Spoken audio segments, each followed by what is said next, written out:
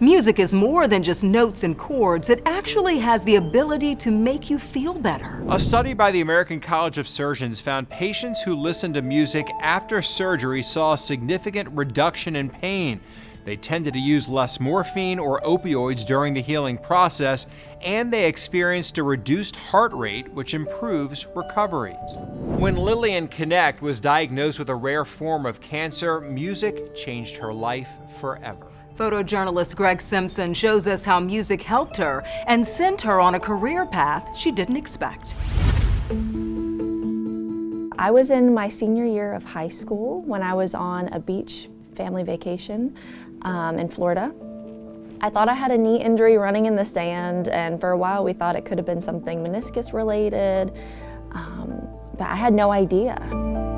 But we finally got an image of it, and it was revealed to be a tumor. So I was referred to Dr. Niesel. Osteosarcoma is in the family of sarcomas, which are rare just to begin with. There's about 1,000 cases a year in the United States. My treatment was 9 months long in total, and it involved chemotherapy and a reconstructive surgery. It was definitely hard times. He talked to me about some options that I could do for my leg, and one of them was reconstructive surgery. I did her surgery, and subsequent to healing after her surgery, she had to have a further chemotherapy. It was about 8 to 9 hours long. It was really, really long and intensive.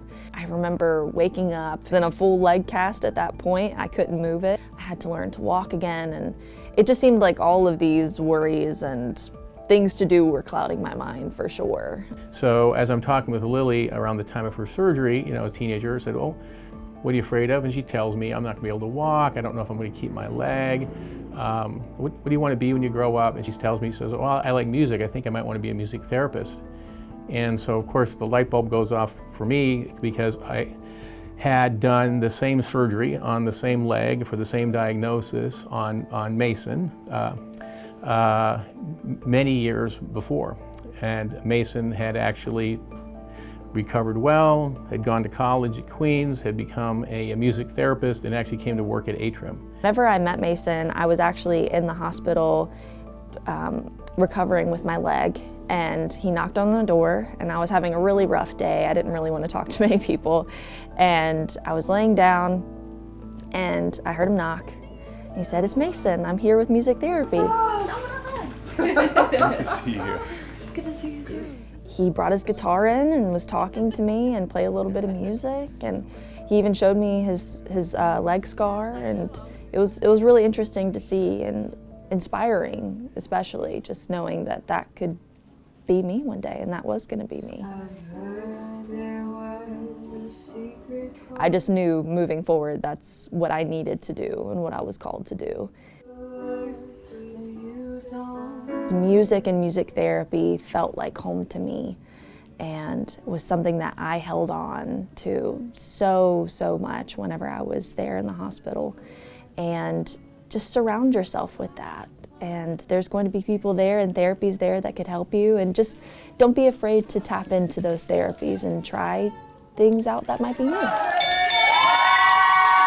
Could have been worse for sure. It's still scary, you know, looking at those odds. It's never fully 100%. Cancer can happen at any point in time, and it can also come back at any point in time. So knowing that definitely is scary, but just my faith in God and my family's faith in God has definitely helped me be confident in my odds, and just knowing no matter what happens, it'll be okay.